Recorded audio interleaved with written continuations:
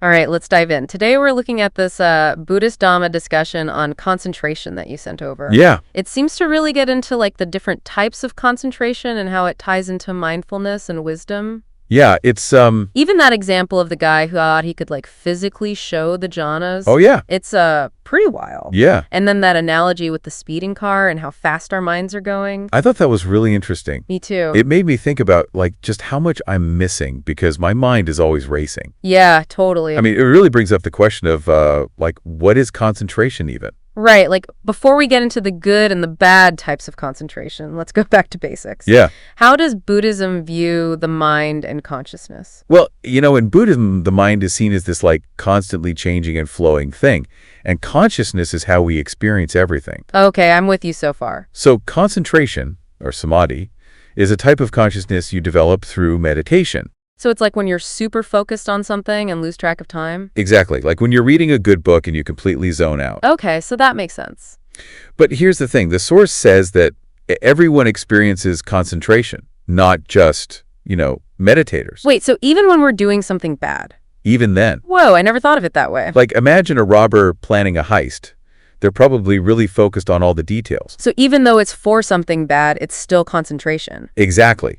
The source uses this analogy of seeing something from different angles. Okay. Concentration lets us zero in on one aspect at a time, even if it's not a good one. So it's like a tool that can be used for good or bad, depending on what we're aiming it at. That's a good way to put it. It's not just about developing concentration in general. It's about cultivating the right kind of concentration. And that's where wholesome and unwholesome concentration come in, right? Exactly. The source really emphasizes that developing wholesome concentration is key for spiritual growth. So how does the source describe unwholesome concentration? What's it like? They compare it to like a rubber ball bouncing off of clay. It's a brief touch, but it doesn't really change anything. So it's fleeting and doesn't leave a lasting impact. Yeah. And how's that different from wholesome concentration? Think of planting a seed. Wholesome concentration is like the seed growing and eventually bearing fruit. It's about focusing on things that lead to real change. Exactly. Positive qualities, good intentions, and actions that lead to positive growth. I like that analogy. It makes a lot of sense. Yeah, it's about understanding the true nature of reality, like impermanence, suffering, and the idea of non-self. Right, those core Buddhist ideas. Yeah, and the source uses this really cool analogy of a car to explain it. A car? How does that fit in? Imagine you're in a car going super fast, like 100 miles an hour. Everything outside is just a blur. Okay, yeah, I get that. You can't really see anything clearly.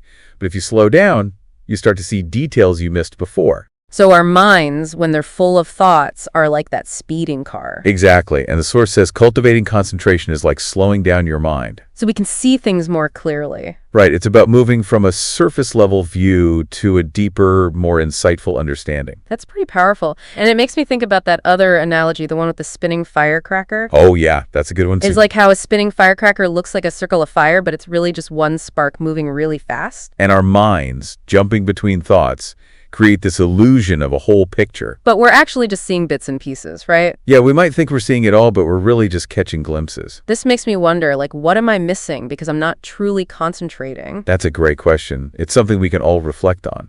So how do we actually get better at this wholesome concentration thing? Where do we even start? So the source talks about these 5 ways to practice wholesome concentration. And 5 ways? Yeah, but they're not really like steps you do one after the other. It's more like qualities you develop over time. Okay. Like determination is the first one, setting your intention and committing to the practice. Makes sense.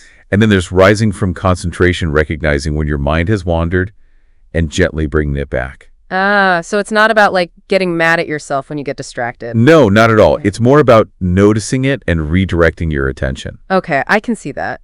It's like training a muscle.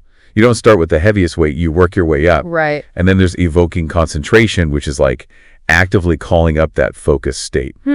So creating the right environment for concentration to happen. Exactly. And then maintaining concentration, which is about holding that focus for a while. Okay.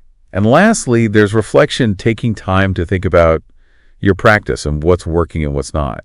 So it's like a whole process of training your mind. Yeah, it's pretty comprehensive. This makes me think about the jhanas you mentioned before. Yeah, those deep states of meditative absorption. The source describes 4 of them, right? Right. And they use some pretty technical terms like vitakka and vikara. Yeah, those can be a bit tricky. Can you break those down for us? Sure. Imagine learning guitar. That first focus you bring and putting your fingers on the strings, That's like vitaka. Like that initial effort to direct your mind. Exactly. And then there's vikara, the sustained thinking that comes after.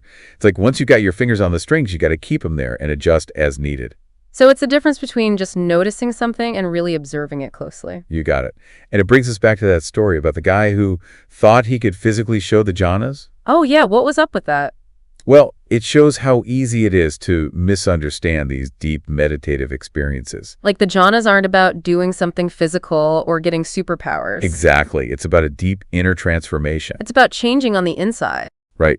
I remember this journey has its obstacles. The nirvana, the hindrances can really mess with your concentration. Those 5 hindrances you mentioned before: sensual desire, ill will, sloth and torpor, restlessness and worry and doubt. Those are the ones, we've all experienced those at some point, right? For sure. Like sensual desire is like being constantly tempted by all the good stuff around us. Yeah, like the delicious smell of pizza or that notification on your phone. And ill will is like holding on to anger and letting it eat you up. Exactly. Sloth and torpor are like feeling mentally drained and just not wanting to do anything. And restlessness and worry are like having your mind constantly racing, jumping from one thought to the next. And then there's doubt, that feeling of not believing in yourself or your ability to concentrate. You know, you mentioned earlier how removing distractions can sometimes make you feel kind of dull. Yeah, it's like when you first start meditating and everything's quiet, your mind might feel super boring. Totally. It's like my mind saying, wait, where's all the excitement?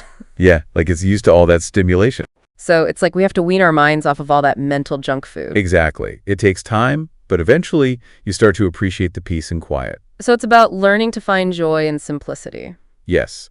And to help us along the way, there are those 7 factors of enlightenment that support wholesome concentration. Right. Those are like tools for building a strong and stable mind. You got it. We've got right view, right intention, right speech, right action, right livelihood, right effort, and right mindfulness. Okay, remind me again how those help with concentration and mindfulness in everyday life. Well, right view is like understanding the Buddhist teachings, seeing the world through the lens of impermanence, interconnection, and non-self. It's like having a framework for understanding our experiences. Yeah, like a map.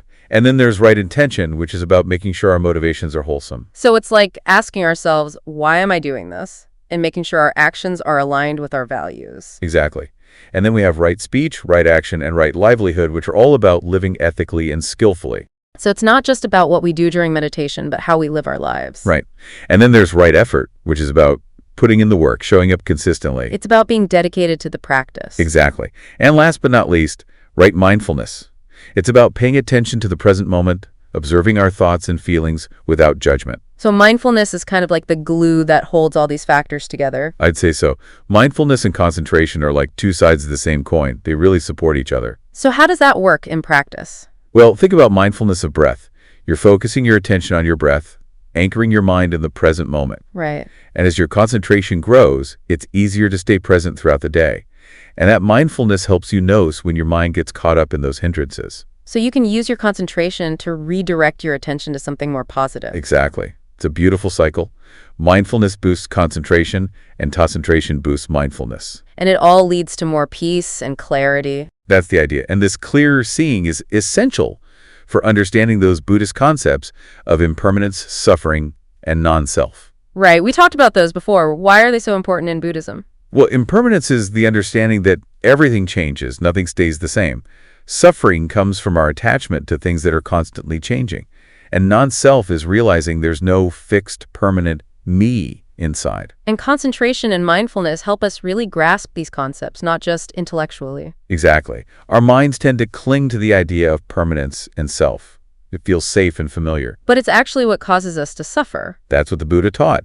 And concentration and mindfulness help us see through those illusions. So they're like tools for seeing reality more truthfully. That's a great way to put it. And when we start to see things clearly, that's when wisdom starts to grow. It's like those 7 factors of enlightenment. It's a lot to keep in mind. How do you prioritize all of them? It's definitely a balancing act. It's not about focusing on one and neglecting the others. They all work together. Exactly. It's about weaving them into your everyday life, making choices that reflect those principles. So it's about integrating these teachings into everything you do. Exactly. And remember, the ultimate goal of all this practice is to reach nirvana, liberation from suffering. And that's a state of complete peace and freedom, right? It is, but it's not something you achieve overnight. It's a journey, a process of constant growth and transformation. So it's not so much about reaching the destination as it is about the journey itself. Exactly. And the Source emphasizes that you need patience, persistence, and guidance from experienced teachers. And having a community of fellow practitioners, a sangha, can really help too, right? Absolutely. It's like having a support system on this path. And speaking of challenges, the source also mentions some pitfalls that people might fall into. Like, remember that guy who thought he could physically demonstrate the jhanas? Yeah, it shows how we need to be careful not to get caught up in superficial interpretations. Right. True concentration is about developing inner stillness and clarity,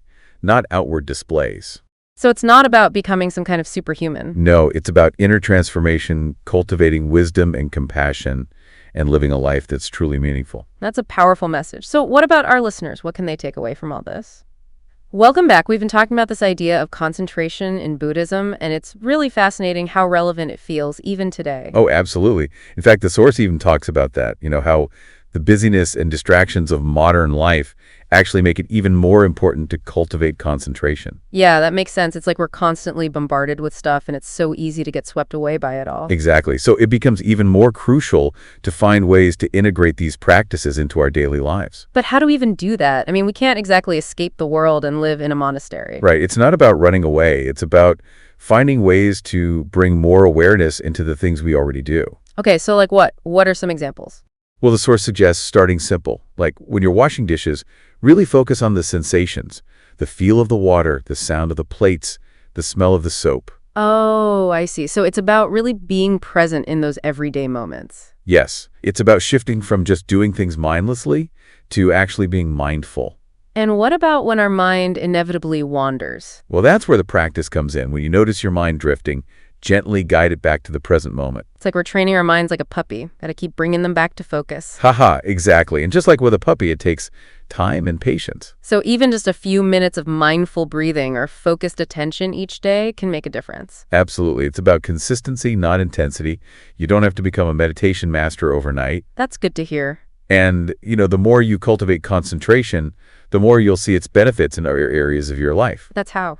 Well, you might find yourself more focused at work, more present in your relationships, more able to handle challenges with a sense of calm. It's like those benefits spill over into everything you do. Exactly. It's like a ripple effect. I like that. So ultimately, this is all about using concentration to understand reality better and find liberation from suffering. Right. But it's not about escaping reality. It's about engaging with it more skillfully, more mindfully, and with more compassion. So it's about taking those insights from our practice and using them to live a more meaningful life. Exactly. And the source leaves us with this really interesting question to think about.